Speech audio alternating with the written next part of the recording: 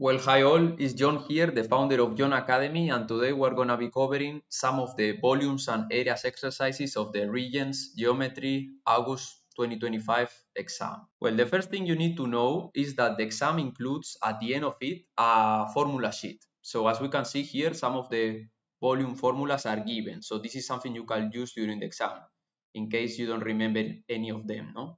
So let's start with the first exercise here. This one is fairly simple. It's a multiple choice one. Let's see. They tell us an equilateral triangle is continuously rotated around one of its altitudes. So let's first draw one of the triangles. No, an equilateral triangle, you need to remember, is one with all the sides of the same length and all the angles are the same size also. So it will be something like this one, no? And then the altitude, one of its altitudes. So we can take this one, no? The other altitudes would be this one, for example, or this other. But we only have to focus on one of them, no? So let's take the easier one, no? Just. And then they tell us it's rotated around it, no? So it's gonna be rotated. So this is gonna be looking something like this. And what can we see here? This remembers us to a cone, no? Well, it's fairly easy to see that, no? We can also discard it's not a sphere, it's not a cylinder, and a pyramid is not because the base is a circle, no? So it's gonna be the cone then. Now let's jump into the next volumes and areas exercise around the exam, the fourth question. So they are telling us we have an hemisphere of radius 8 centimeters. An hemisphere, you need to remember, is half of a sphere.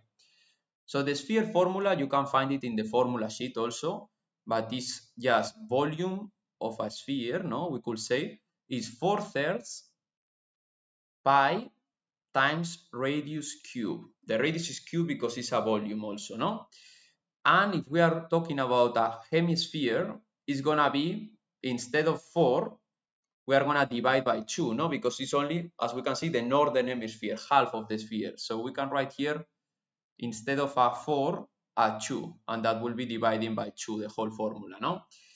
So this is the hemisphere. And now they told us radius is 8. So it's just doing that, no? Into the formula, plugging it in. And what can we get here? Let's see. We have to write this into the calculator, fairly easy, no? And we are gonna be getting 8 cube is just, well, we have to round down, no? Because this is gonna be 1072.33.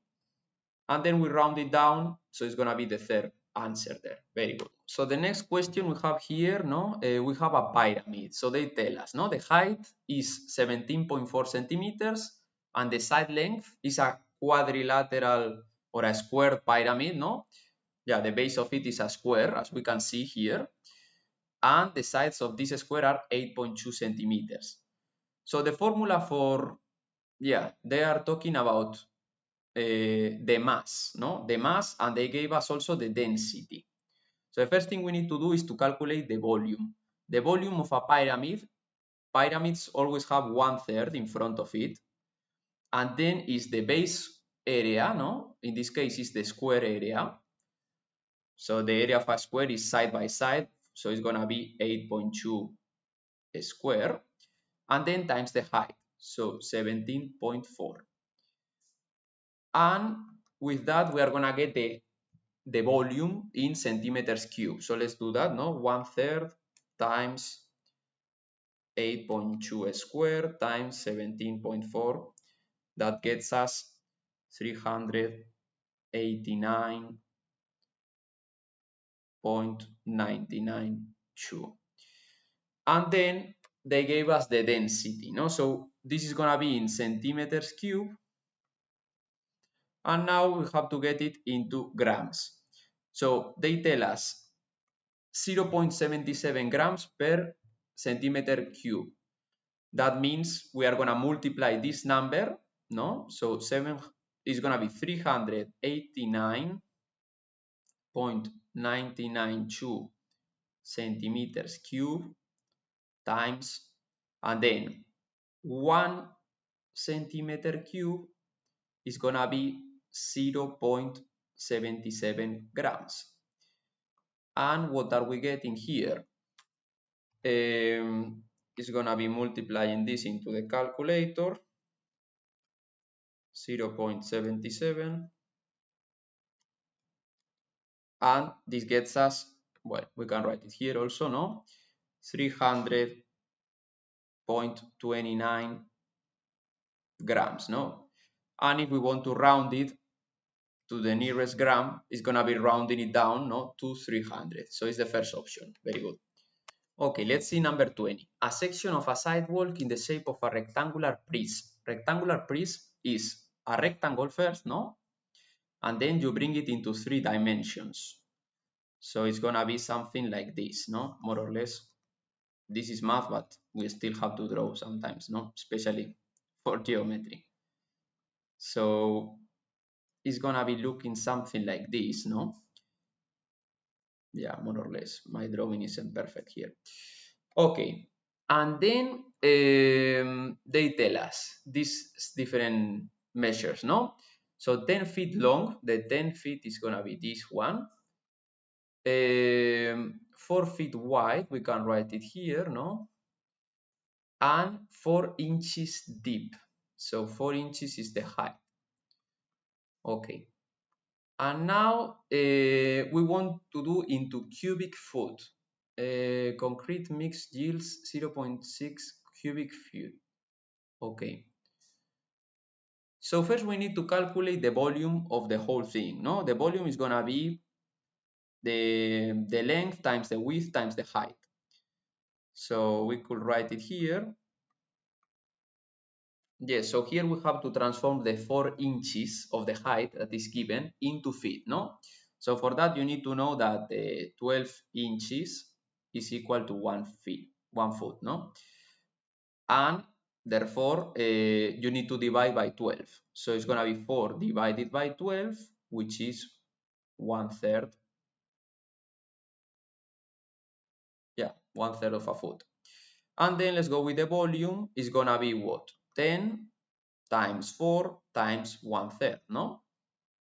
And that's gonna be equal, we can do it on the calculator, we don't have to risk it here, no? It's gonna be 40 over 3 or 13.33, no? And lastly, now that we have the volume, we are asked what's the minimum number of bags? Each bag is 0.6 cubic foot. So we are gonna be needing to divide. It's gonna be 13.33.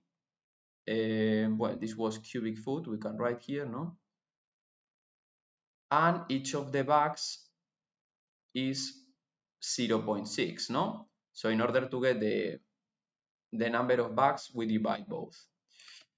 And what are we getting here is just gonna be 22.2. Well, 22 we can write. And as is the minimum number of bags, we have to round it up, no? So it's gonna be the second option, 23 bags we need here. We can say we round it to 23 bags, no? We round it up. Very good. So that's the answer. So now let's jump into number 26. This is the first one that is not multiple choice, no? So let's see. We have 5 different metals and their densities, no? And they told us we are gonna be working with a cube, a solid metal cube. So a cube is very easy, no? It's a 3-dimensional object, no? Made out of squares, no? All of the faces are squares. Therefore, to calculate its volume is gonna be, well, they tell us, no, the side length is 5. So all of the sides are 5. The volume is gonna be 5 times 5 times 5, or just 5 cubed, no? And that's gonna be equal to 125 cubic centimeters. And now they tell us also it has 900, or it weighs 982.5 grams. And we are looking for the density. Look, here at the density, they'll tell you the density is given in grams divided by centimeters cube. So we are just going to follow the same thing. We are going to do 982.5 grams divided by 125 centimeters cube. Just following the same they gave us there, no? They gave us a big hint in case you don't remember the formula of the density. And you just write this into the calculator there, and we are gonna be getting 7.86, and the unit, yeah, it follows grams per centimeter cube, no? So we can tell it was made out of iron. Iron is gonna be the metal, no? We are choosing here, very good. And now let's jump into the last problem of this video. It's gonna be number 30, and it's related to the area, the shaded area, no? It's a shaded sector of a circle. As we can see here, they gave us LK. LK, well, is the radius of the circle, most importantly. And KLM is the area. So it's 7.5 pi. Here we're going to be needing the area of a circular sector. This is very easy. If you know the area of a circle, it's going to be pi times radius square. That's the whole circle. And a circle has 360 degrees. The whole thing here is 360.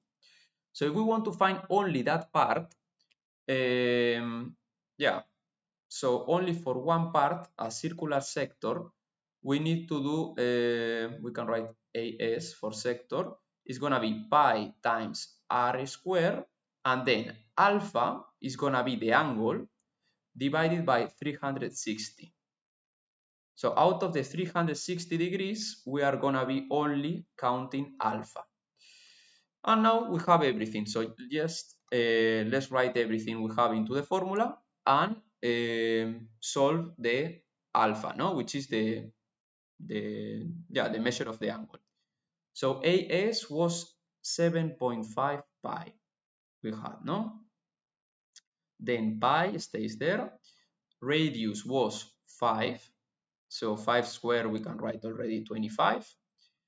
And then we have alpha divided by 360.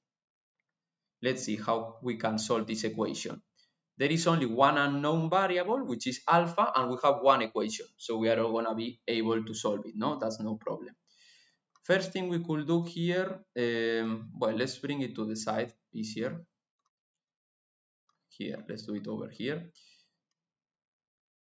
Yeah, the only unknown is alpha, no? So we are going to be both sides, we can simplify pi, and then let's bring everything into one side and leave alpha at the right side, no? So it's gonna be 7.5. The 25 comes dividing, no? Because it was multiplying, and the 360 was dividing, comes multiplying now.